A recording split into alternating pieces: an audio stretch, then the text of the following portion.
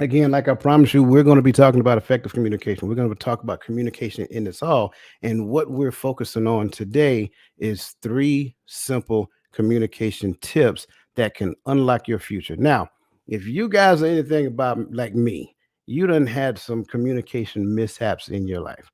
You done had some people tell you about the way you communicated. You done had some people talk to you about the inflection in your voice. Some people thought you were a little upset when you may have been passionate or whatever the case may be. So I want to start off, as always, with a little reflection. Something that was told to me a lot back when I was married: it's not what you say, it's how you say it. So, gentlemen, it doesn't necessarily have to be this phrase, right? It could be any phrase, but share with us something that you recall in your past that you used to be that you were blamed for as it come down to your communication skills. I'll go first on this one, so I can get the shotgun blast first. But I've always been told because I'm not so nonchalant that it seemed like I didn't care, or I acted like I didn't care. So it was like whatever. Because I'm like, when situations come up, my personality, my job, everything always told me I had to think before I acted. So I couldn't just respond. And sometimes people would take that as, oh, he not really caring about it. So this don't mean nothing to him. So I might as well just do it myself or whatever. I'll pick I'll piggyback off that and pretty much or similar thing.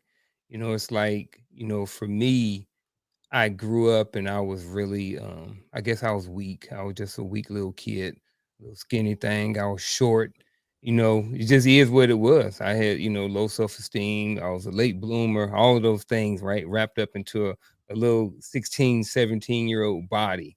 So what happened, I fast forward, got into the military, lift some weights, you know what I mean? Was able to lift up 10 pounds, and then, I started gaining a little bit more confidence in myself and then my vocabulary. And then, what happened was the everything swung to the other side where I became a little bit more like hyper aggressive, because I was so much on the other side of being so weak that I was overcompensating. I was getting in trouble a lot, especially early in my military career. Every E1 through E5 twice. It is what it is. You know what I'm saying? But that's what happened. And then after I came out of that, I started growing up. I stopped wanting to be in trouble. So I started changing the way I talked and different things. And like Roland, before I would snap back. But then I was like, hey, let me take a moment, let me think. Because now there's a lot more on the line if I get in trouble. I got a wife at the time, I got kids, I can get demoted again. It's a lot of different things on the table. So what it caused me was to take a step back, like Roland said, pause what I say, but people look at that as being weak. I'm just like, nah, I ain't weak at all. It's just that when I go to the other side, bad things happen. I get in trouble. So I try to stay on this side of the calmness. You know what I'm saying? So like I said, people are start thinking and start, taking your kindness for weakness and stuff like that. And like I said, I guess to kind of roll back to the question of is how you say it, probably early on in my life, um, and probably in my marriage, I probably was a little bit aggressive with my tone, my demeanor, a lot of different things like that. Because, like I said, I was weak, and then I grew some muscles, and then a different side of me came out. So, I like it. For mine, it's a little funny to me. It might not be funny to y'all. But so about 19 years ago, I was in the training of the basics for soldiers, and there was an artist out named Lil Scrappy, and I can't remember if it was a song, if it was just something that he said, but he used to, okay, and Could you do that we again, were please? doing. No, I'm not doing it again. So, no, but we were doing combatives, and I remember so battle buddy from my platoon, he was a Caucasian soldier going up against a black soldier, and it was just weird the way I got in trouble because while he was winning in his match, I just shouted it out. I got you, coach. I just shouted out, okay, KK. And Jerusalem pulled me aside, and while smoking the mess out of me, he was like, "So why would you shout out KKK Mm. while a black and a white soldier is?" And so I had to explain to him where it came from, and the way he addressed it to me was, perception is everything. So, you know, something like that that has cultural differences, you want to be careful when you are mixing in with other cultures, because you don't know how somebody else would take it. And from that moment on, I've been kind of careful with not just what I said, but how I say it, so that the perception is correct. Can we hear it with 2Ks? Go ahead, you got it. I like that. I like all of your perspectives when it comes down to this statement here. Because what I will also say is that for me, I know I addressed this one in the beginning, but I had like I don't know. It's kind of hard to say, man. I am very good with words, um, and so I had a way of saying the thing, but saying the thing to such a degree it was so sharp to where it would almost like cut the person that I was talking to. And I'll be honest with you, it probably was intentional. But at that particular point in time, it's only because something had happened or a conversation had taken place. And at that particular point in time, I probably was a little disappointed, upset, whatever. And so I would say a thing and not necessarily consider the effects of it after I say it. And what I realized at a later point in time that, even though I was getting my point across, there was a secondary and tertiary effect that came along with me getting my point across. So I had to, take a step back and start thinking about the things that I say. And it kind of goes along with this as well. It's not what you say, but it's how you say it. Right. Because again, I could string together some words and man, I'm telling you, by the time I got finished, a person would feel about that tall.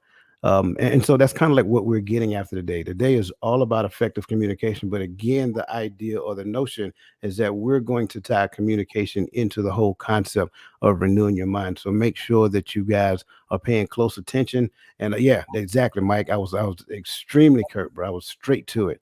Um, and so as we're talking about, just consider how communication is a facet of renewing your mind. Michael Hayes, again, as always, brother, good to see you and welcome to this evening show. Renewed consideration as well. Welcome to this evening show. Thank you so much. Looks like not here. Greatly appreciate your support. And so, as we're getting ready to dive into this thing, first thing I want to talk about is the difference between interpersonal and intrapersonal, right? So every version of communication will fall under both concepts of this, whether we consider it that way or not. So interpersonal is exactly what we're doing right here. You got myself, you got Garfield, you got Tuami, you got Roland, and we're talking amongst ourselves, but we're talking to you.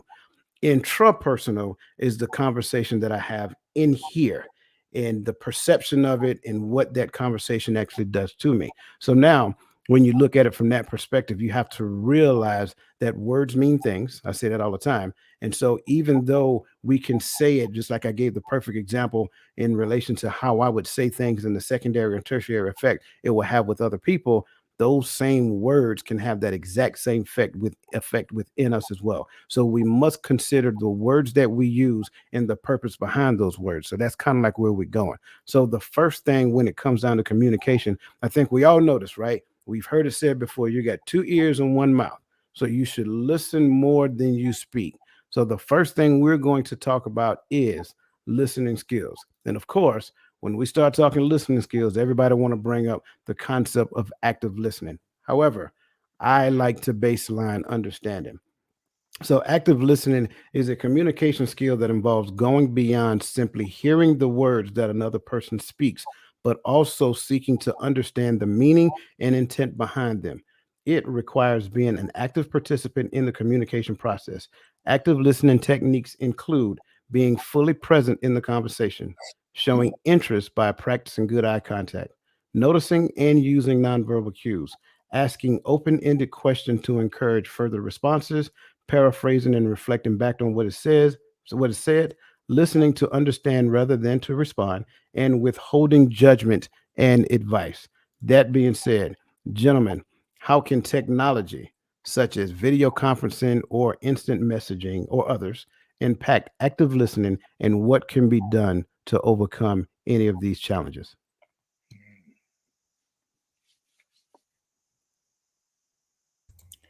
I think when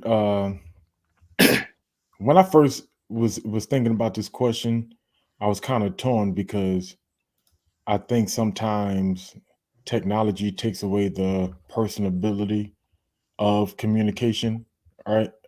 But when you really focus on the aspect in which we're talking about, right? When you on a video chat, you can kind of see my distractions immediately because because you focused in on my screen. And so it kind of forces me to direct my attention at the camera or at who's ever on the other side of that conference call. So for me, the more I think about it, the more I realize that for some people who are a little shy or whatever the case, they have issues with communicating with people in person, or it causes them to pull back on their personality. Sometimes that barrier is good for them, knowing that you're over there. you know, it takes a little bit away from that fear factor. But uh, overcoming some challenges, I think I think Uncle Junior hit it a little bit too. Is working on those things, period, with yourself that helps build your confidence. Uh, I think will help you overcome any type of communication challenges you have uh, when you're communicating and dealing with other people. Because I was the same way when I was younger. I just always felt inferior. So it wasn't a problem with looking a person in the eye once I got there, but it was the idea of approaching a conversation that I saw had the possibility of getting uncomfortable. And I just wouldn't approach situations, period. You know, part of it was, the way I grew up because I was taught to handle conflict one way and it wasn't talking. So so I had to learn how to communicate as a man. To just man up and speak. Yeah. I think when it comes to technology, we always hear in our own voice. So when someone's talking to us via text message or whatever, if they say something and we know, well, I would have said it if I was getting smart, that's exactly how I would have said it or what I would have said. So we hear in our own voice. And so the thought from the other person is kind of null and void because you hearing how you would say things versus how they actually meant them. So I think someone said, Michael said, talking about the text messages. Yeah, it kind of eliminates certain things. And I'm a person, I read body language and I read uh, inflection of voice and things of that nature. So when it's just a video conference, when you're talking and dialoguing and it's someone paying attention, it's fine. But sometimes, like, I know everybody on here see me, I'm either eating candy, I'm drinking my tea, I'm eating chips, I'm always doing something. But that's because I always had, growing up, I had a hard time focusing. So I would always have something in my hand to keep me focused. So I'm fidgeting with this while I'm paying attention so that the person on the other side that I'm communicating with will know that I'm paying attention and I'm actively listening and I'm not just ignoring them or something of that such. Yeah, I'm looking at the question, and I think right now we've been talking about personal relationships. I want to switch it to like a business relationship here, because we're talking about technology um, and and instant messaging, right? So you know, when we have like, especially during the pandemic, right? A lot of people were working from home. A lot of people started getting on Zoom. A lot of people started getting on StreamYard, these different platforms, and started communicating a lot more virtually. And I think what it did was it created this this thing that we can do a whole lot more multitasking now. You know what I mean? Because it's like now I can be on a video conference, I can cut my camera off and then I could be listening over here and I can be over here doing my work, right? So I see that a lot. I'll be in conferences sometime with 50 people, or a meeting with 50 people, and 8 of us will have our camera on and everybody else won't be there. You know what I mean? They'll be there, but their screen will be off for whatever reason. I'm not saying whatever, but a lot of those people are not really active participants in the conversation, or maybe they are. But in most cases, or what I see when I'm in face-to-face meetings and we all have um our laptops open, I'll look over and I'm scanning because I always sit in the back, and I see a lot of people are there, but they're doing work, they're checking emails, they're doing a lot of other different things. So it's hugely impacting their active listening, because someone's up there speaking and they're on their laptop, checking emails, and they're not listening to every single thing that's coming across to them. So it's definitely impacting certain communication. Then what's happening is people are having to repeat things. People are not getting all of the information because they're not actively listening, because they're not really in the moment.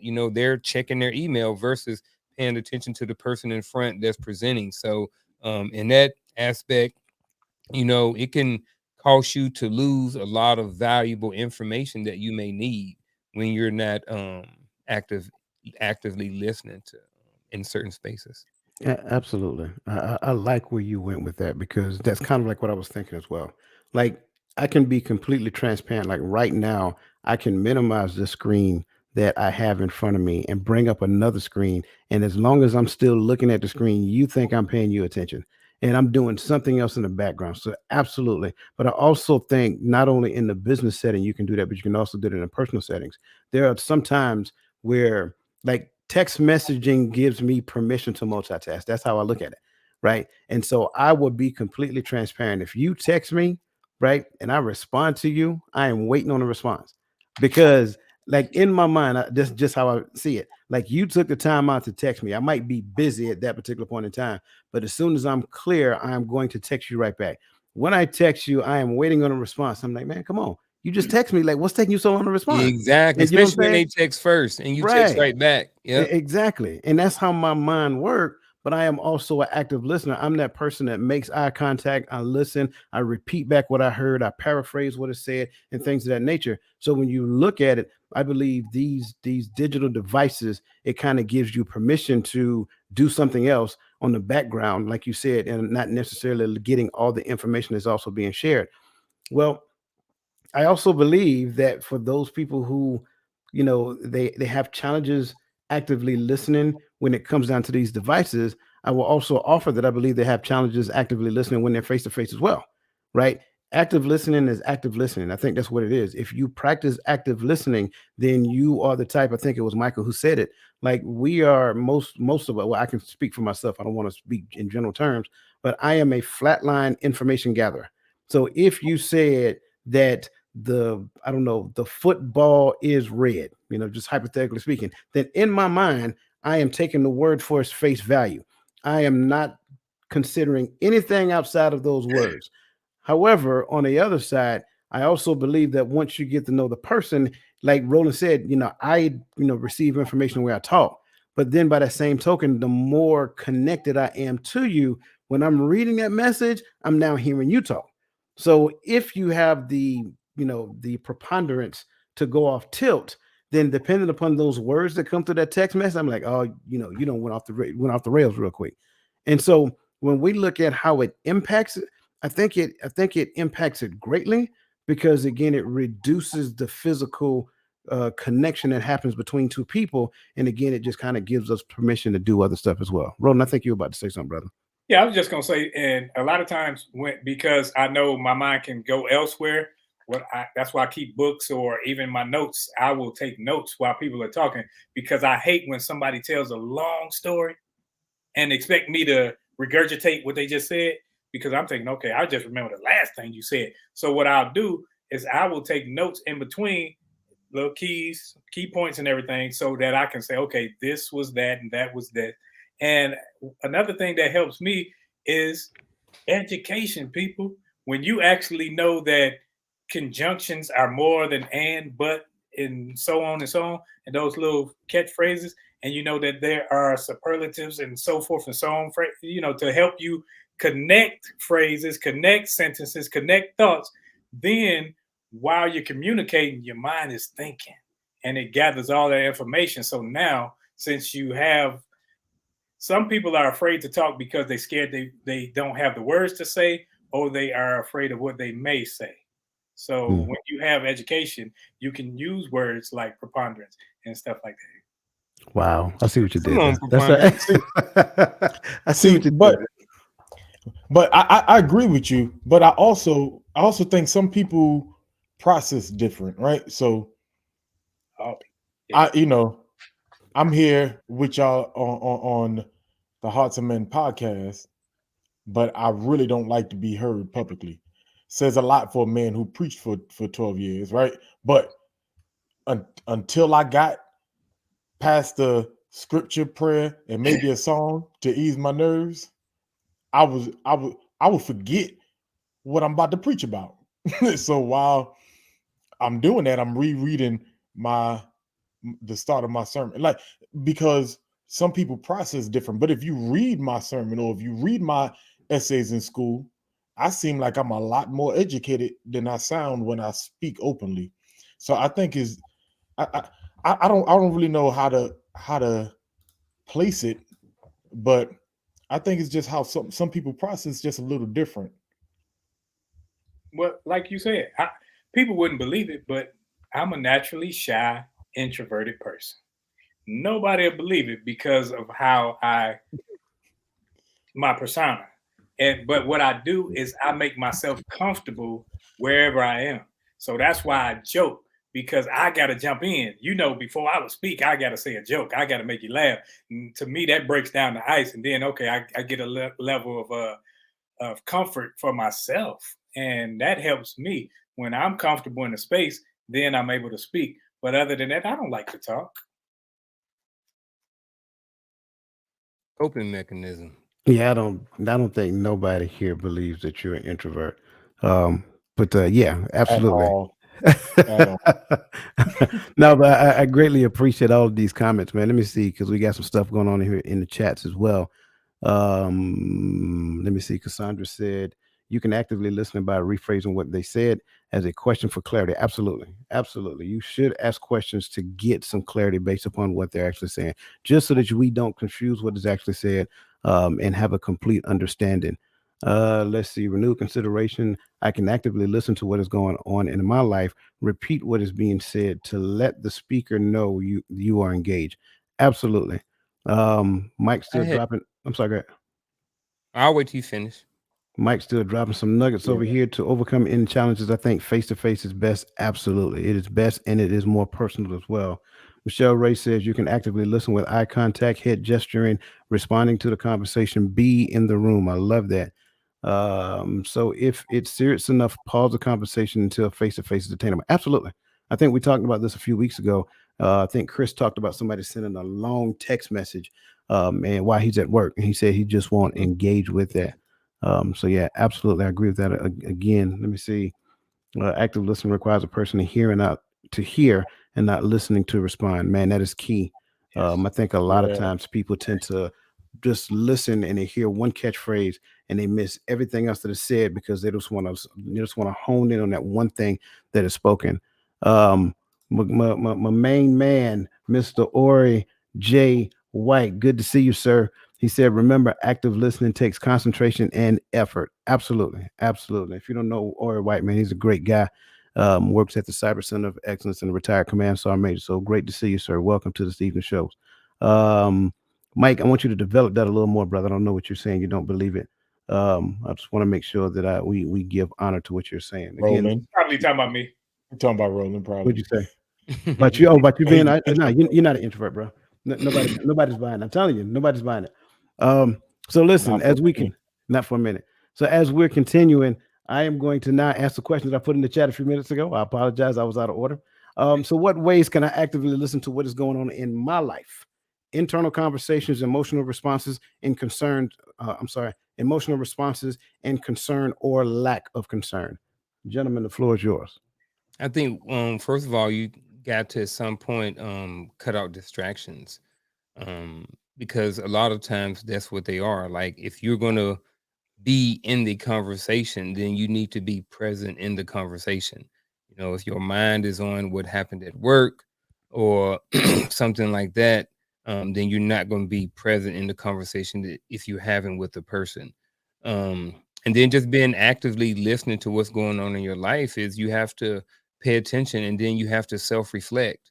At the end of the day, at the end of the week, at some point in your life, you need to go back and look at what was going on. Look at the conversation that you had with people. Were they successful? Were there give and take? Were there pros and, a bunch of different things like that? Were you able to communicate with somebody without someone yelling and getting all upset? If they did get upset and you didn't, what caused it?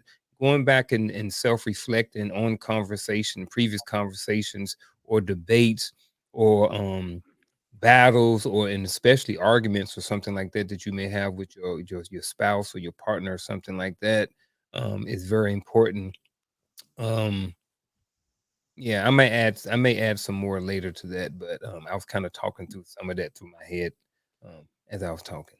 Okay. Got it. Well, I do want to ask you one question because you brought Yes. up the word distractions. So, Hmm. what are some of the distractions that kind of, that won't allow me to focus on some of the things that are going on in my head and some of the thoughts that I'm actually having? Previous just anything that may be going on in your life. Like, if you're focused on working out, right? You like, I'm get up every single morning, I'm gonna work out. That's what you're focusing on. Or you're having a conversation with someone about working out, but yet they say something to trigger you. They may say the word fat, and now you're triggered. So now you're not really actively listening to them no more. Now you're focused on being triggered because you heard the word fat and you felt some kind of way about it. So I think that's one way active listening can be affected, especially like in the moment. You can just simply be triggered by something that someone says, and you can squirrel and be gone. I like it. I like it. I think the distractions. I'm gonna get to rolling into why I'm here in a second. I think distractions are key because a lot of times our distractions will. I think a few of you mentioned being in the moment. I think Michelle Ray did as well, right? I think distractions, they not only prevent you from being in the moment, but it doesn't necessarily give you the opportunity or the ability to think about what you're actually thinking about. Metacognition, right?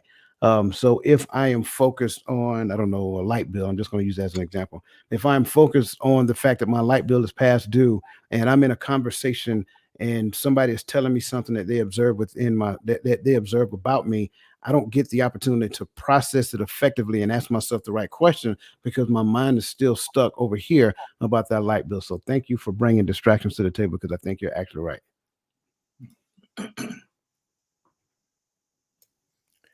Um, I think the way I'm looking at the question, right? The word distraction came to my mind as well, but I think a little bit differently for me. It was when I have internal conversations or when I react emotionally to something, it always seems to stem to an experience from a past conversation that went bad or that didn't end the way that I wanted it to end or didn't get the result that I wanted it to get. And I think a lot of times when it comes to dealing with with that type of active listening to what's going on in our lives around us, sometimes it takes us going back. If it's something that you said, if you was my boss and you said, hey, tomorrow I want to talk to you tomorrow, right? I go home and I'm on pins and needles at home because I don't know what you want to talk to me about, because you don't normally come and pull me into your office. I don't know if it's good, bad. If I did something, I start playing back in my mind every conversation I had at work, every customer I interacted with, and how that might have went back, and sometimes depending on the situation, just get clarity of what's going on so that this way now you can properly process what is actually happening or what has been said or what's going on. Like for every man, one thing you hate to hear is we need from your woman or your wife is we need to have a conversation later.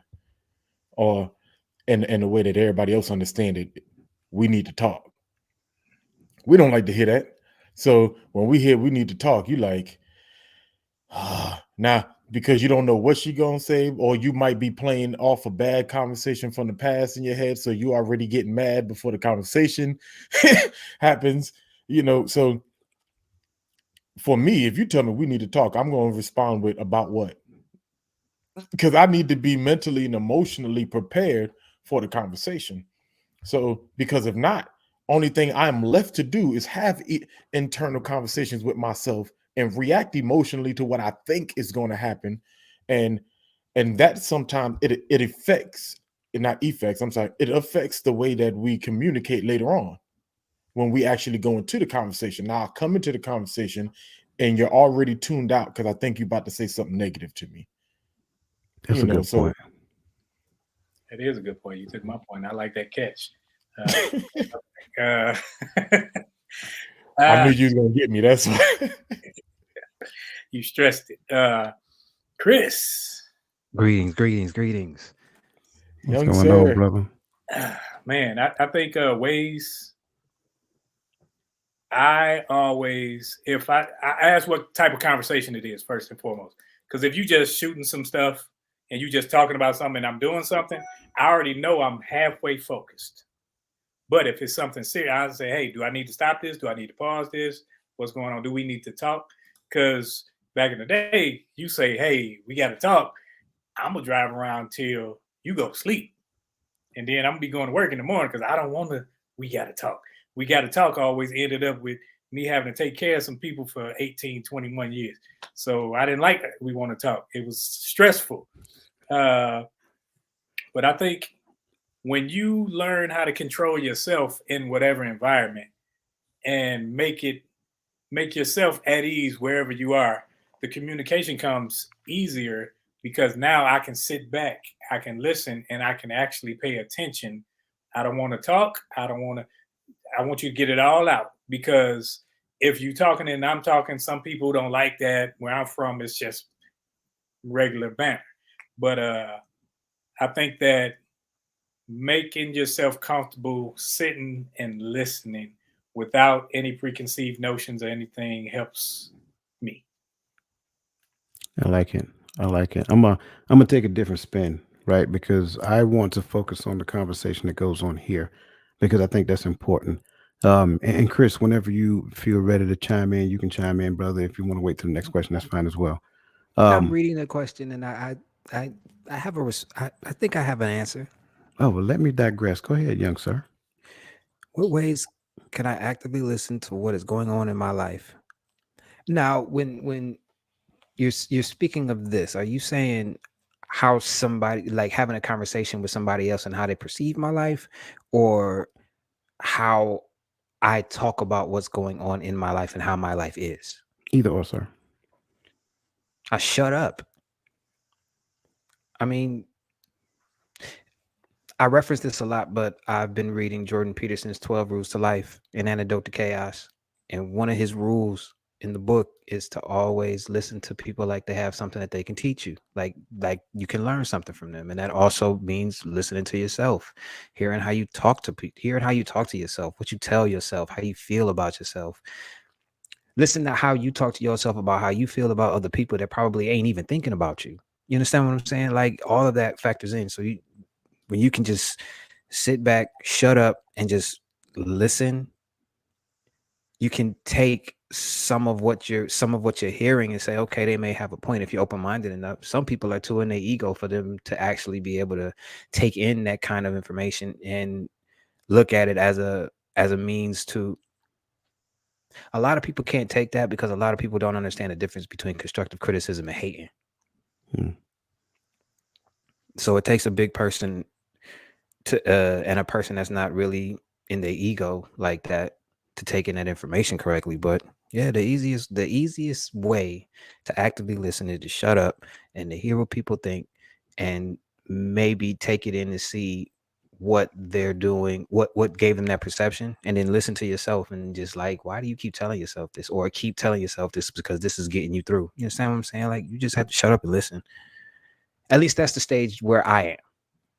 I'm at the point Okay. where I'm shutting up and I'm listening because I'm in a learning stage, and Yeah. you can't have an ego when you're learning. Yeah. I like that. Um, in conjunction with what you're saying, because I think that piece is really important. Because if I be quiet, then I can hear everything, right? A lot of times when people hear something, they may automatically reject it or say, no, that's not me, or whatever that looks like, right? I also think that happens here as well, like I was about to tap into. There are certain thoughts that you have at any given point in time. I also believe that those thoughts didn't just come from anywhere. I think sometimes we have to process those thoughts, ask where those thoughts came from, consider the thought in its entirety, and what was the purpose behind me having that thought. So we have to learn to actively listen to ourselves as well, because I don't believe that thoughts pop out of thin air, right? Those thoughts had a purpose behind it when you had them. So analyzing the thoughts that you're currently having, and what is the conversation that you're having about in your, what is the conversation that you're having within yourself about those thoughts. Again, I'm stressing this point because I think it's important to consider. Remember, this is all about renewing the mind. So again, the same way that you communicate with people, I believe, is simply a reflection of the conversation that you have with yourself as well. So when you look at your levels of communication with other people, do you feel like you have to control the conversation? Do you feel like it is a cohesive, it is a cooperative conversation? What did that conversation look like? Are you open to receive information from other people and then not necessarily shoot that information down?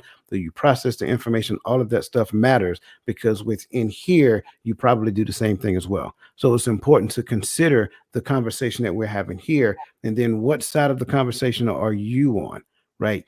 If you don't believe a thing about yourself, let's just say you're, starting a brand new business or whatever. And if you're starting a business, what is the conversation you have about yourself? Am I good enough to have this, to start this business? Can I start this business? Can I see myself being effective in doing this business? If you are shooting yourself down within the scope of that conversation, you need to have the hard conversation with yourself. Why is that the case? I believe those questions that you ask yourself about the thoughts that go here will help you to have a better understanding of where you are in the scope of your identity. Can I So, add something? absolutely. Um, so I had wrote some notes down, and I wrote down that some of the conversations in general depends on the intent and the role of the conversation, of the individual. So, are you there to listen, or are you there to give advice? Are you qualified to give the advice? And are you listening for certain cues from the person that's giving you the information? And what it made me think about was that, we're talking about active listening, but do we have to be actively listening at all times? You know what I mean? Is it okay to be in a conversation with someone and not actively listen? And I think the answer is yes right now, before we even go into it. That's my hypothesis, is that it is okay. Um because it's like sometimes even on here, Coach runs a podcast and YouTube channel, and others do. So like sometimes we'll be here, I'll be listening. I know I'm passively listening, but I don't know if I need to be actively listening to every single conversation that I'm having with someone.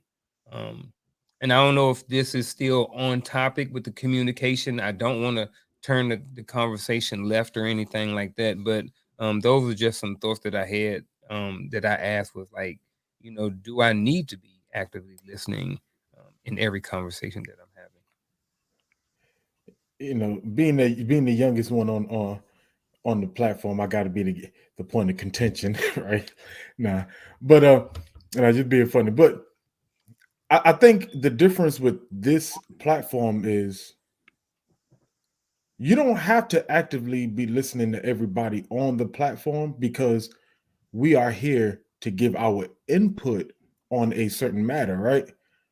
Versus if I'm having a personal conversation with you, I don't think that I am qualified to respond if I'm not actively listening. Because I know a lot of people that that respond to certain words or phrases that are said versus responding to the full thought of what I'm trying to put out or what someone is trying to put out. And then in return, you give dangerous advice because you didn't get the full scope of what I'm saying. I'm, you know, because I know, like for instance, I know some guys who, when I went to the the ACE train the trainer course, there was a lot of guys there who also went through the full suicide prevention training, right? A lot of those guys, they listen for trigger words. And a guy might not be saying I'm trying to hurt myself, but he just might be just expressing some emotion, but they hear certain trigger words instead of listening to the whole thought. And now that guy is sitting on the fourth floor, we all know what that is, you know, and Just don't know, and the audience don't know. I'm the about to audience. say, man. Psych ward. My bad, Chris. My bad.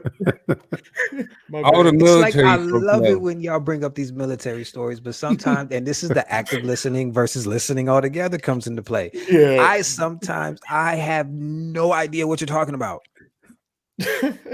My bad. But you sitting in the psych ward under suicide watch when really you was just trying to get some full advice on life. So that's why I think it changes the game a little bit. So for me, if I'm going to respond, and this is just for myself, if I'm going to respond to what you're saying, I find it to be my responsibility to be actively listening to everything you're saying. And I like that because you pretty much gave the definitions of both. Because passive listening is I'm not required to respond. I can hear what you're saying. Just like sometimes I'm over here, I got two phones going on. I got one on the Facebook and one on the YouTube and everything, and I'll be doing other things with messages and so forth and so on. But I'm listening to what's going on. And if something catches my ear, then I will listen more intently. Whereas active listening means you are requiring a response from me. So where there's someone may have an issue and they're talking about something, and what they're talking about is in serious enough in nature to where it requires a response of some type. So just right now, with just that, here's what I know Coach probably going to hit on it too, but I want to see, this is where I'm at right now. That if we kind of talked a little bit about the passive and active, I know we're going to get to it more as we go on. But what I'm looking at is that if I am required to give a response, then I need to be actively listening. Because how can I give an adequate response to someone if I'm only passively listening, especially if it's a one-on-one conversation and we're face to face? I like that. I like the fact that you guys just dove into passive listening, because I have a response. But before I give my response, I want to make sure I give respect to the individuals in the chat. So welcome, Miss Charlotte Jordan, and welcome Queen V, Miss Verlene McCoy. We always get excited when you see you guys in the chat. So again, welcome, welcome, welcome. Let me see. I want to make sure that I'm catching some of the things that are said. Yes, the unsaid information is so important in effective communication. I agree. One of the things I practice is not only listen to what is said, but what is not said. So I think that's important as well. Michelle Red says, exactly. Are you present to add value to the person speaking? Absolutely. I think that's important. Queen V says, some people do not understand the difference between a response and a person making a statement. To me, that means you are not listening. Agree 100%. Michelle gives honor to that statement. And then also she says active listening. Also, active listening will require that a person remove feelings and emotion from the conversation, stick with the context and the outcome. I do like that response. Let me kind of baseline understanding with passive listening first. So passive listening is when you are hearing someone or something without putting 100% of your attention towards listening. This is a type of communication that is pretty one-sided. The individual listening passively will often not give any feedback on what they are listening to or a person speaking. Some of the signs you can look out for include fidgeting, avoiding eye contact, turning away, using a phone or a computer, frequently not remembering what was just said, appearing bored, appearing distracted, not chiming into the conversation at appropriate time. My take on this, if you are passively listening to me, I promise you I will not talk to you long. That's it. I'm just going to be completely honest with you. I That look at part. that part. I look at conversation as an art in a relationship. It is a dance between two people. So if someone that I am talking to, because I don't do well with idle chatter. I'm gonna be completely transparent. If a person just want to talk to me about random stuff outside of football, by the way, football is the only idle chat I do, right? But if a person want to talk to me like, what was on TV last night, or what's going on in the news, or this is what the president is doing, right? I'm not that guy. I'm gonna be honest with you. If we're not talking about things that's going to add value to each other, how I can uplift you, how I can help you, going back and forth with stuff like that, I will not be engaged in that conversation long. So passive listening to me, and I want to stress that piece. Passive listening to me is a sign of disrespect and not necessarily honoring the time that you are putting into the communication itself. Therefore, when I am talking to a person that I can clearly identify is passively listening, my conversation will be cut short and I'll stop talking. That's just me. But Ain't again, got no problem with that. right. And, I do not like my Yeah. time to be wasted either. Right. And I'm cool. We can talk about this and that, but I don't want to talk about it long. Like I give you a little bit of time because I got some overflow. However, we're not gonna be talking for 2 hours just about a whole bunch of nothing. Like we got to be But adding value. Like I am 100% aware of my mortality, and I'm not just giving away my time to just anybody talking about every single thing that's on TV. Everything about the housewife. I could care less. You know what I'm saying? Like I'd see, rather hang out with my wolf pack and learn something. I'd rather be having an hour and a half conversation like this on Friday night. You know what I'm saying? Where it's engaging, where I'm learning, where I'm able to add value to somebody, where I'm able to receive value from other people. So I can do this for an hour and a half easy. Absolutely. see, but I hope my sister nor my wife is watching this when I say this. Oh, But shoot. me and Roland know 555. no, you You stupid. ain't get into it. No. Because I ain't getting in trouble by myself. You know how this goes. But me and Roland, we both know somebody in our lives, and that's just how people that sit in that seat are. I love you, ladies, but they like to talk more than we like to listen about stuff we don't like to talk about. So those are conversations that is like, if I don't passively listen, I'm going to walk away, or I'm gonna completely tune out because I'm gonna get real bored with this conversation. But there's a lot. It is. I think it's situations like, and I think we all know somebody like that. Because not even just like your spouse or girlfriend. I got nieces and cousins and nephews who just call and they just like to run their gums, and they don't care if I'm passively listening to that. They just want to keep talking because even if I try to jump in the conversation, they won't shut up. So, you know, so I think we know people that passive listening is like the only option when in the conversation to that person. Though I agree, but what if I'm in the situation to where I, like, for instance, I live in Texas, my family lives in New York. If I go travel to New York and I go sit at my aunt's house or whatever, and I got cousins over there that just won't like, ain't nowhere else I can go. So I'm just gonna kind of listen. Like, I don't know if that's wrong, if that's disrespectful. I don't No, know, it's but okay to passively listen to your wife because she does it for you.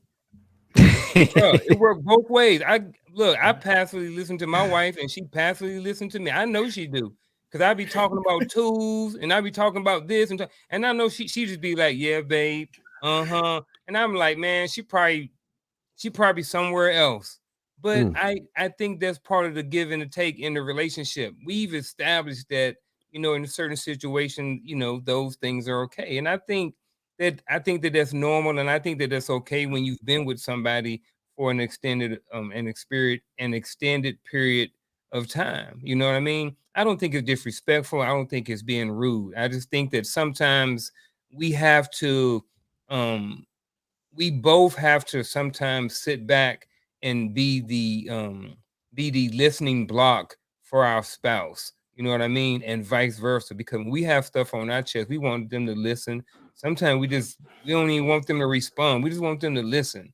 You know what I mean? And vice versa. So that's why I say it's okay to actively, passively listen. Because when I'll be talking to her about Georgia football, or she'd be like, yeah. I would too. Yeah. So I think it's okay. Wow.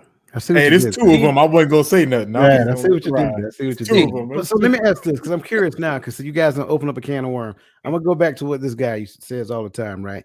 You know, why settle for good when great is available? You understand what I'm saying?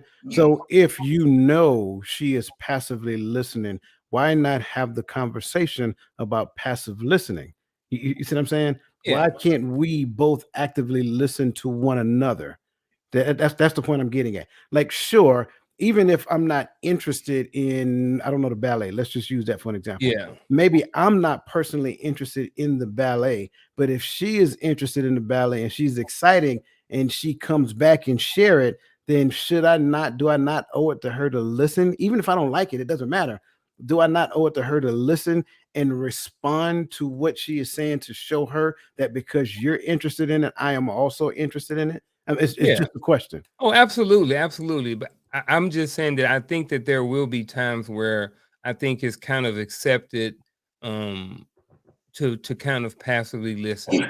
You know what I mean? I think maybe that those ground rules have already been established, you know what I mean, in the relationship, to where it's like it's not a big deal. We're talking.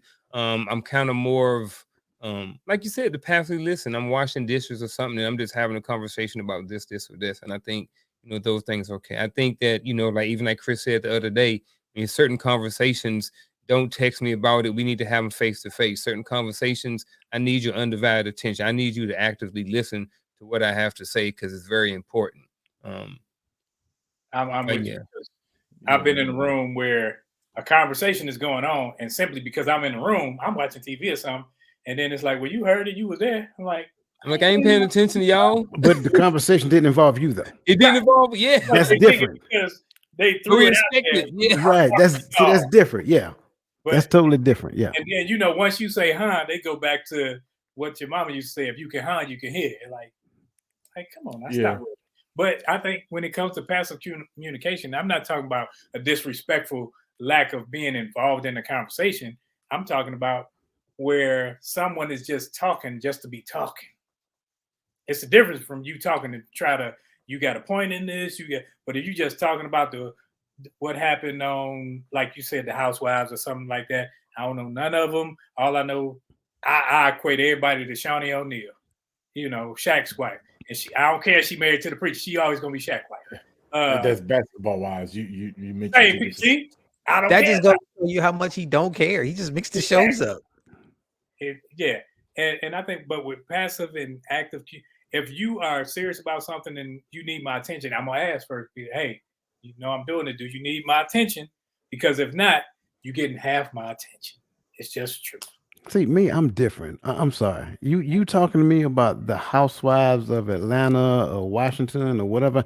That's girlfriend talk. I won't talk about that. And I will be transparent. I'm not your girlfriend. Like, go find a girlfriend to talk to have that conversation about. Because I'm being serious. Like, I don't mean no disrespect and no harm or anything of that nature. That's not a conversation for me.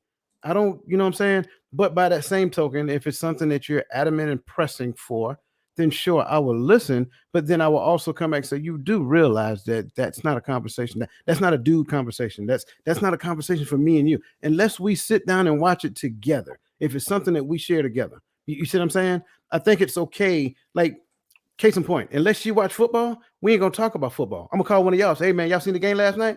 I'm not gonna put her in that situation. I'm you know what I'm saying? Now, if she share with me, say, hey, I want to learn about football, bet. I'm all about that. It's a trap, man. Don't fall for it. It's a trap. It is. But here's the difference, right? It's a trap. So I don't have that luxury, right? And here's why I say that. Because 7 years ago, I told this woman I was going to get off of active duty and join the Texas Guard, because I wanted to be where all my kids were. I had 2 children in Texas. So because of where we live, she don't really, and if you knew my wife, you would understand. She's a really good friend, but she don't have many, right?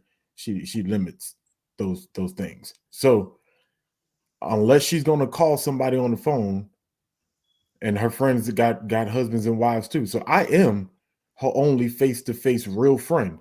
So I have to passively listen so that I can stay in the conversation. Like, and that's just being real, because if I try to fully listen, it's not gonna happen. So, but so I really don't. Why you think I know Shawnee is she's the boss of the show Basketball Wives versus. Now I don't know nobody from Housewives. I couldn't tell you a name, but it's just like growing up hip hop. I just found out that Lazy Bone is sleeping with KC from KC and JoJo's wife, and her daughter is mad about it, and because I have to, and every now and then I gotta watch an hour of the show because she watches Law and Order, because that's the only TV show I watch, so every now and then I gotta watch an hour, and sometimes I gotta listen for an hour after I watch an hour. It's just, Tammy. I thought Tammy was basketball too. Man, come on, the wheels don't fell off the bus. Listen, we're gonna keep it My moving. bad.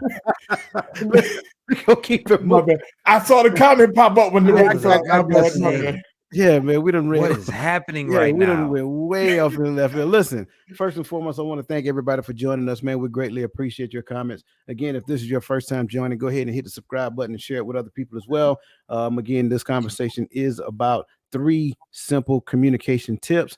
Tonight, basically, we're just talking about listening, right? Different forms of listening. And then we're probably going to start have the next show is going to get into some other tips as well. So you're going to get more than 3 simple tips. But again, this is all about making you a better communicator, which in turn will also help you to renew your mind and get to those unlock those secrets to your future and your success. Again, we greatly appreciate you guys. Again, if you're on YouTube, look in the bottom right hand corner of your chat window, or in the bottom of your chat window, you'll see the square with the $sign in. If you want to contribute and be a super supporter, we greatly appreciate you. That will give you access to the private Discord channel that we will host once a month, so that you can ask your personal questions about things that we talked about. Now, moving forward, we're going to uncover what is known as empathetic listening. Now, I think this is interesting and very key, because empathetic listening is a relevant piece. So empathetic listening is a structured listening and questioning technique that allows you to develop and enhance relationships with a stronger understanding of what is being conveyed, both intellectually and emotionally. Those who are skilled at the art of empathetic listening work to keep the speaker from feeling or becoming defensive, are mindful of what is not being said, don't become emotionally attached. So, first and foremost, what are some barriers to empathetic listening? Not caring about what the heck they talking about. Because sometimes a conversation be going on and I'll be like, I really don't care. But wait, isn't that passive listening? No, I'm listening, but I don't have an attachment to what's being said. So it's like, would you please hurry up, shut up? That's pretty much my attitude in it. Very well. Now, if I'm empathetic listening, I will say, I can be fake with the best of them if I want to. What, for real? She did that? I can play that role, but then it's gonna go on for 2 hours, and then I'm gonna be asleep. But that's disingenuous and unauthentic. Yes, it is. That's why I can't do it. I think one of the barriers of empathetic listening is not telling the other person how wrong they were in the situation. Like, it's difficult for me to feel sorry for you and be an empath while listening to you when you just did the dumbest thing I've ever heard you do in your life. Like, is that might be one of the barriers too, to kind of listen without judgment, for lack of a better term. Okay. You know what I'm saying? I got you. I'm that guy. Like, if we're having a conversation and I listen to it intently and I hear so many different ways that it could have been avoided and you did it anyway, it's difficult for me to say, well, why didn't you do this? Why didn't you do that? Instead of just listening. I don't know. Maybe that's just me. No, you're not wrong. So, I mean, that is a true statement. When you actually have judgment on what the person is dealing with or going through, that is a barrier to empathetic listening. So you're right. Um, I would say emotional detachment uh, from whatever it might be. If because sometimes when you can't relate to what somebody's complaining about or talking about or whatever the case may be, like sometimes you emotionally detach from what they're feeling or what they're trying to convey. So it becomes not only a barrier, but it also creates now uh, a different type of conversation because it's like, did you just minimize my feelings? And I, I yeah, I'm gonna say, I think, a lot of times people are narcissistic when it comes to how they communicate with other people because it's, I just can't. You can't just jump into a conversation, and there's a difference between like because Roland is quick to say if you come to him and tell him, I spent all my money at bingo and now I need to get my tire fixed. He's like, well, why you spend all your money? Right? It does. It we does need to sound like that. we need to fix your spending habits, right? But that's different than just dismissing the fact that they actually have a problem. And the problem, Roland just is not going to agree that the problem is the tire. He's going to agree that the tire is your money habits. So, that makes sense. To me. Because you're talking about him, because that's what he would do. Right. Listen, I want to kind of jump in because I like this question so much because I can go several different ways. One of the Yeah. things that I know that is a barrier, and I think Queen V said it as well. So she said it's hard to listen when the other person takes over the conversation. It should be one on one. I agree, but I'm gonna go a step further. One of the things that is a barrier to empathetic listening is when they take your situation and make it about them. Personalize it. Yep. Yep, that is the worst thing that you can do. I It's hate that. see the expression on your face said it all. Like if a person is sharing something that they've been through, and then you take it and then you say, "Well, I remember back when," or if that was me, I would have done this. Well, you Or they just try to took one up you. right, right. So again, they're not necessarily empathetically listening. They're kind of like, yeah, I hear that, but listen, let me share what happened with me, and this is how I did it, or this is how I would have responded. So it kind of, even though I know the person didn't necessarily intend to or mean to, but again, that's one of the worst things that we can actually do. And also, when you tell them that that's what they did, well, I didn't mean to. No, no, no. So again, that's my point. Just when you take it and make it about you. And again, I love Queen V's response. I I for me, one of the barriers to empathetic listening is experience. Um, I think four of us up here have been to war. We've been to Iraq. We've seen a lot of different things. So our level of resiliency is super high. So some of the things we've been through, maybe been on a 15-month deployment, 12 days, 12 hours on, 12 hours off, the full time, 24-hour duties, basic training, being away from your family. The list goes on and on and on and on and on. So when we hear people say, hey, my coffee was cold when I went to the coffee shop this morning, it's hard for us sometimes, at least for me, to have an empathetic ear when people are talking about certain things that are very minute and they're like first world problems. When you have a lot of experience in certain things, at least for me, it can be a challenge sometimes to empathize with somebody about something that's very, very small. So I have had to learn over time that that's their situation and to meet them where they are, because my experiences are my experiences, but they don't have those. Their experiences are a lot smaller. and they haven't experienced life to the capacity that I may have. So what helped me get over that was just trying to not compare myself to them and my experiences, but meet them where they're at.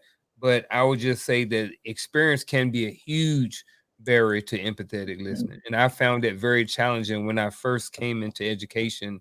And I'm an elementary school counselor. So being in the military for 20 years and then going and trying to counsel and talk to kids about, somebody picked on me, it's like, bruh, like that ain't nothing. You know what I mean? Like they used to give us the business in elementary school, So I had to learn how to be more empathetic with my listening when it comes to certain things, just because of the experience that I have.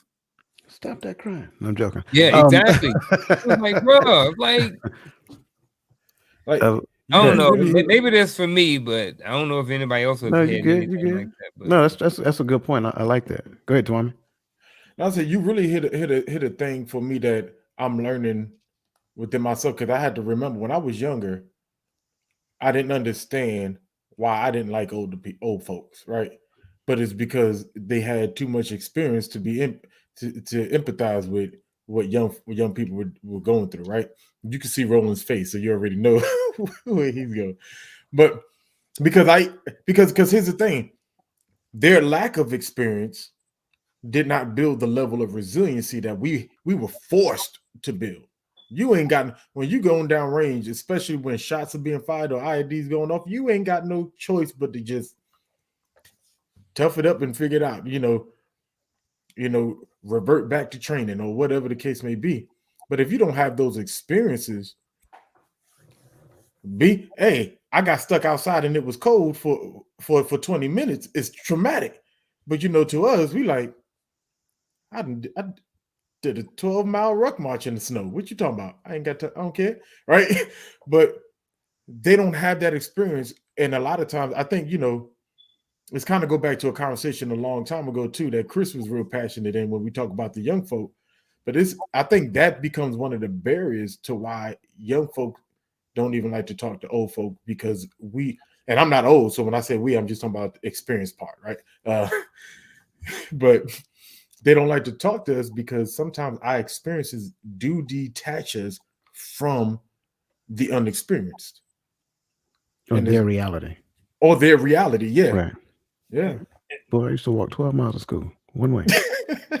And that's Right. one of the things and you say you ain't old, but you old, because you tell your kids the same thing, Twami, because we will tell our kids that we used to play outside, we used to drink out the water hose, and we used to, how we grew up. But I told you, I think it was last week, a lot of us grew up with inner city problems and conditions, whereas these kids are suburban kids for the most part.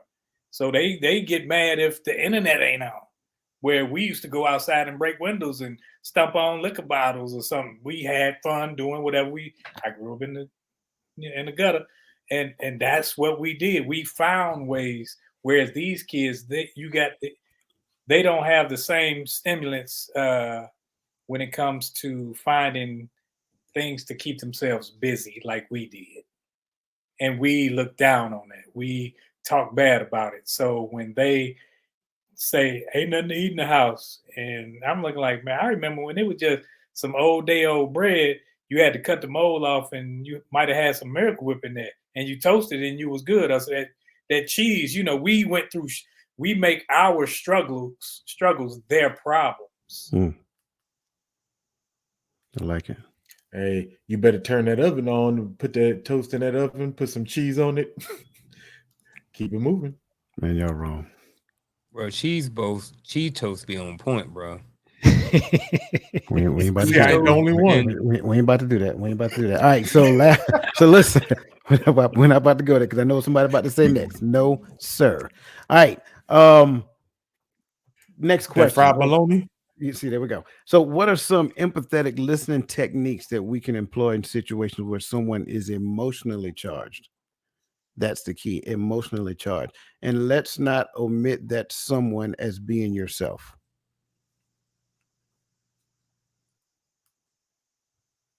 You're muted, bro. let's say someone else is the emotionally in charge.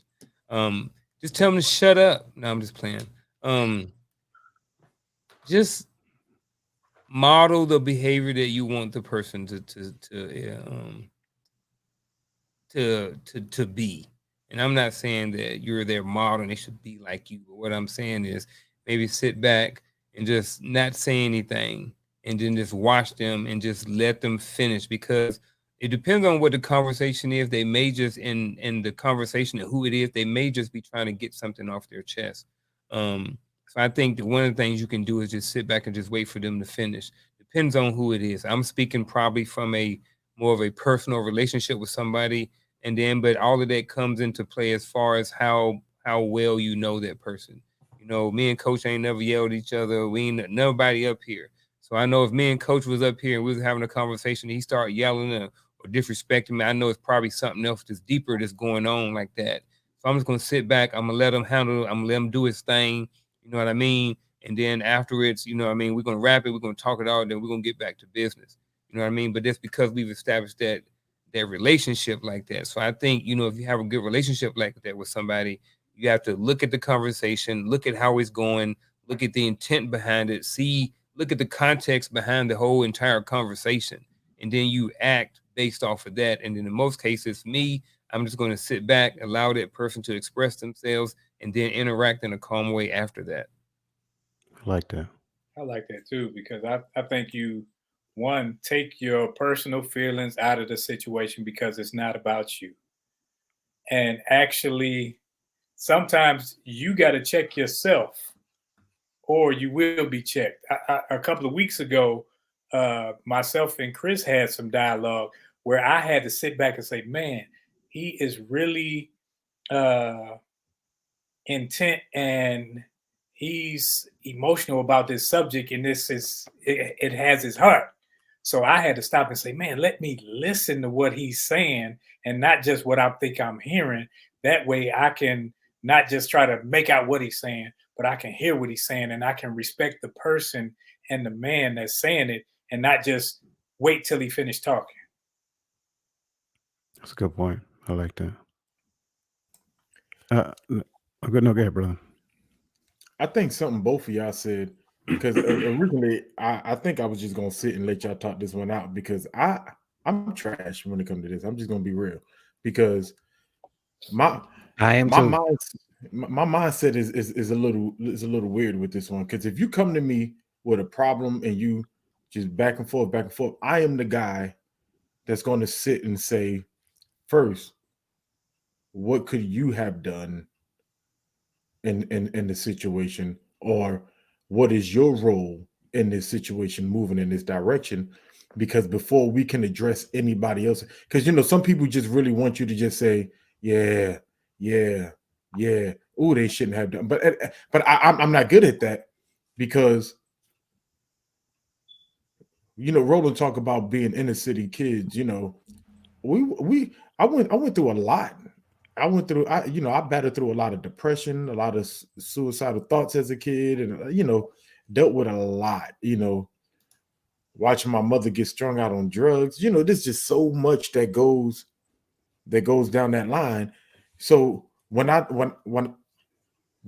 faced with intense situations, my question is not to just sit there and complain about it. It's what can I do first in the situation. Now, after I employed whatever I can do to try to better the situation, then I'm gonna call Roland and complain about it, because I know he's gonna say, "What?" Nah, I'm messing. I just like to pick on Rogan. That's my brother, man. I can call him about anything any day, man. But real talk. But by the time I do call him, because I really do call him when stuff really just get on my nerves, and I express to him how I feel, half the times he already know, and I think he already knows by the way he responds. I'd already tried to figure out how I can affect that situation first. So when I respond to someone else, that's my response is, well, did you try this? Did you do that? Did you try? And I come to find out that people don't like that when they're emotionally charged. They don't want you to figure out their responsibility in the situation first. First, they want you to listen and let them get it out. and that's just something I'm not good at. So I'm just being honest on that one. I second Def- that.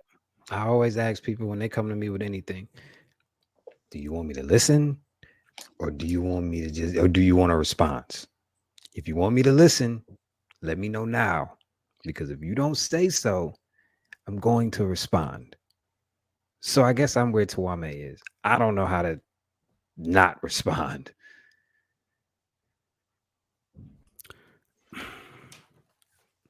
I like this question because I think a situation like this challenges every person.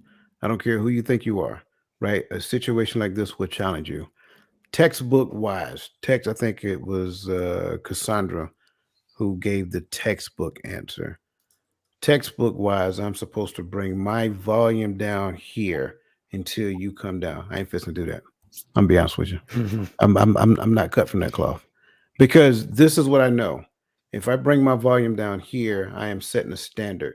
So that gives you permission to do this every time you feel emotionally charged. And then I got to do this and then you come down, right? So next time you get emotionally charged, I go here, then you come down. Well, what lesson are you learning in doing that? This is what I believe. I believe I don't have to be up here and match emotions. I can come right about here and I can have intellectual conversations. And I'm going to ask you questions to make you think about why you are reacting the way you're reacting right now. It's not about how you feel about it. It's about the facts. What facts is driving this feeling that you're feeling? And I'm going to continue to talk within the scope of that conversation until you slowly come down to where I am, and then cognition kicks in. I've practiced it so many times to where I can literally see it in the person. So I'm an advocate of listening empathetically, and I listen exactly to what is actually saying, what is actually being said.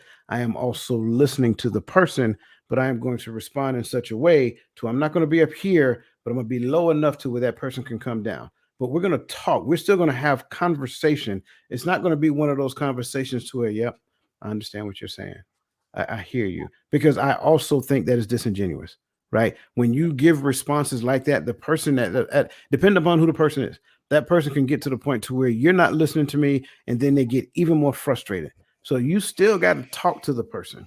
And so I think in the scope of that, having conversation, asking certain questions, right? I think what happens is that person's a switch turns as they start coming off the high, and then they realize, like, man, it wasn't even necessary to do all that. All I had to do is just simply have the conversation in the beginning. So that's just kind of like my thoughts. Um, Let me see. MJ says, I think reinforcing their humanity will get their attention. This is simply letting them know that they are seen. I can definitely agree with that one. Allow the person to reflect and then ask questions to guide them out of their catastrophic thoughts. Absolutely. Absolutely. I already put that one up there. Cassandra says another thing is to allow them to breathe and try not to stonewall. Right. So stonewall is just simply when a person stops talking altogether. Right.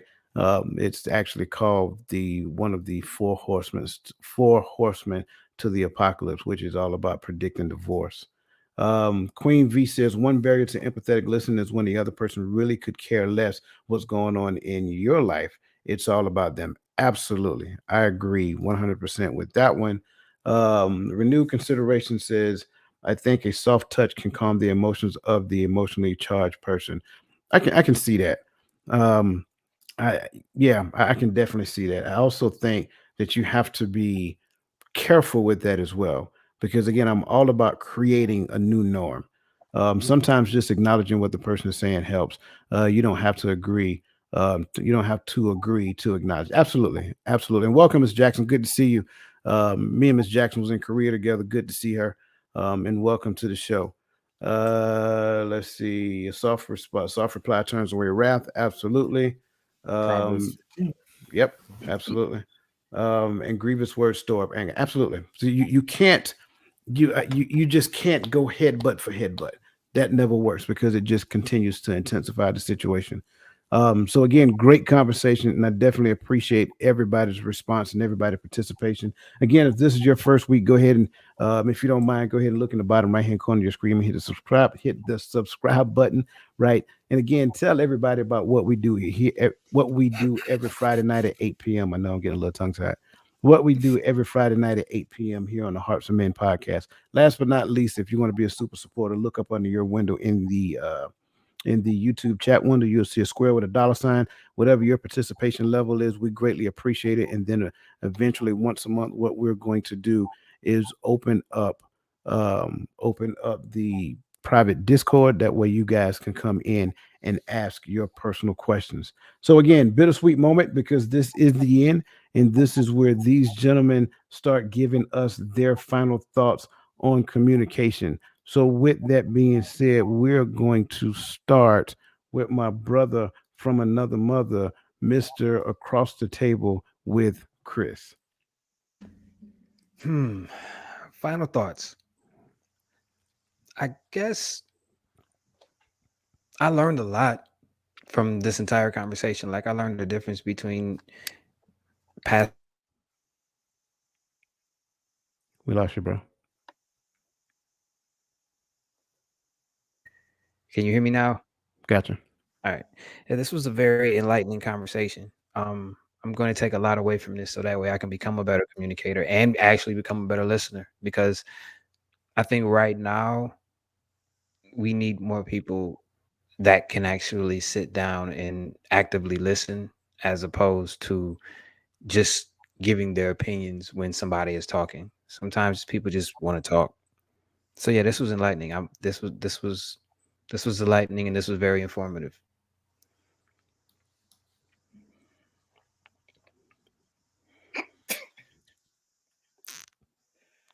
I was still putting some notes Got together. him. I thought Chris was gonna talk a little longer. My bad. I got my thinking cap on today. Hey, Roland, you laughing a little too hard there, bro. I thought we were friends.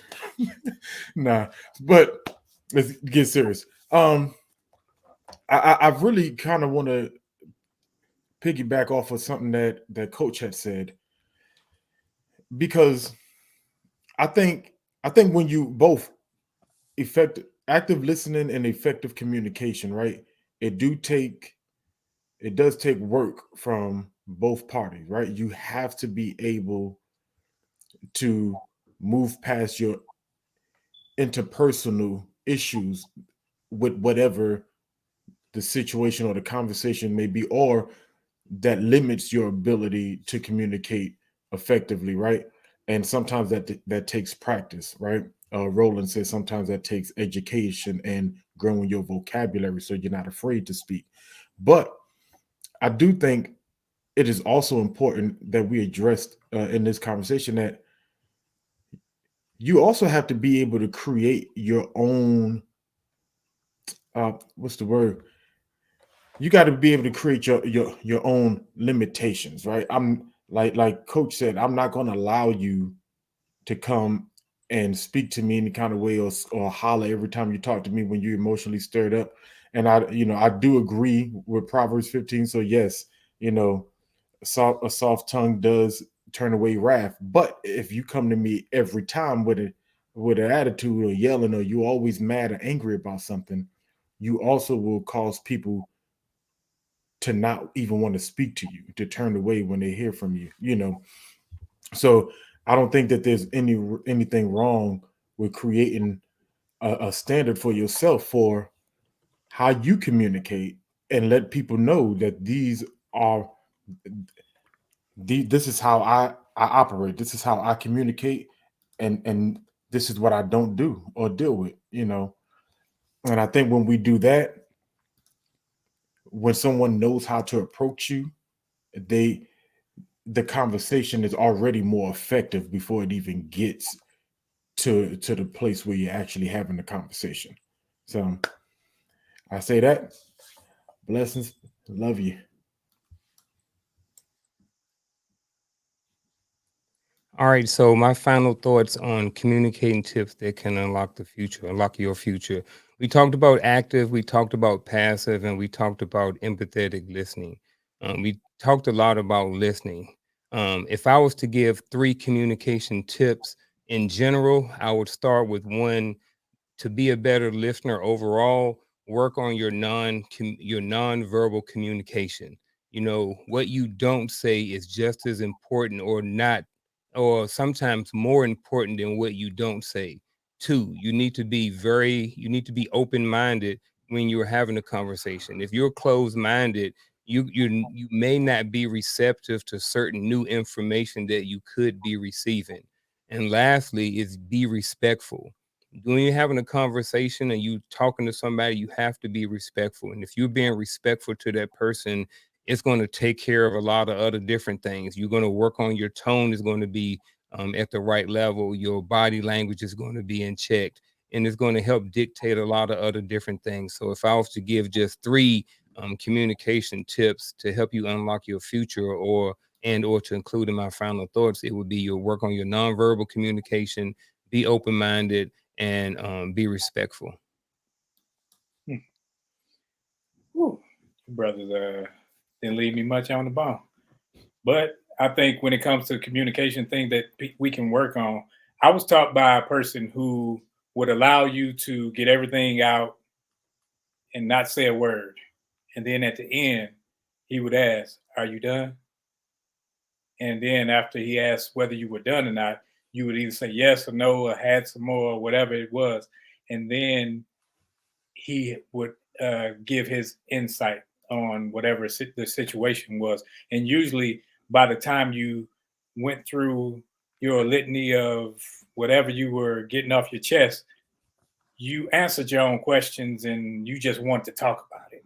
But sometimes we as men like to deem emotional men as acting like females, as if females are the only ones with emotions. So we label young boys, say that's a feminine trait when it's not.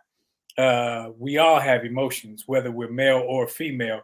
It's about handling our emotions, because sometimes what we'll do is we will allow a young lady to act out in her emotional state and say it's just her when it's not. And then she develops a form of bad behavior going forward. So she thinks she can just talk to people any kind of way because that's just what women do. And whereas if a man does it, he's acting like a woman. No, all parties need to control their emotions, because when you control you, you don't need anybody else to control you. So always work on self improvement and try to control yourself, your emotions, not control them to the point where you're so stoic that you can't be of any assistance, but so that you aren't reacting to everything said, done by anybody else. But when you control you, you are more apt to help someone else be able to control themselves and their emotions. Absolutely. I agree with everything that you heard tonight. I think for me, and I'm going to keep mine extremely short. I think for me, when it comes down to this particular conversation, communication begats communication. Your children learn how to communicate from you. That's one of the reasons why we wanted to have this discussion. Remember, this conversation is about renewing the mind. I want to make sure I go back and stress that part, right? The conversation that you're having outwardly and in public, in my opinion, is a reflection of the conversation that you have internally as well. So if you have the ability to effectively communicate with anybody else in your social circle, then I also believe that you have the ability to effectively communicate with yourself as well. So you have the ability to analyze your thoughts. You have the ability to listen to the things that you're saying empathetically and ask yourself the very difficult question while demanding an answer. I think those things are important. Parents teach children how to communicate. Children go out and communicate in public spaces. Parents correct the communication habits of kids. Kids adopt the communication habits of parents. I think that's important to understand. Why? Because again, the reason why we created this platform is because we want to help young men be better so that we can strengthen and make our community better overall. But again, it's not just for young men. As you can see, these conversations that we have are across the board for young men, young ladies, young mamas with young boys that don't have fathers in their life, so forth and so on. These things can be applied to any and everyone. So with that being said, I want to again just thank each and every one of you for joining us tonight. thank these brothers on the panel, man. I appreciate them greatly. Again, if you're still with us, go ahead and hit the like button. Go ahead and hit the heart button, because we appreciate you guys. Next week, same time, same channel, 8 p.m. We will be here, and we will continue to develop this communication conversation. With that being said, have a great night and have a better weekend.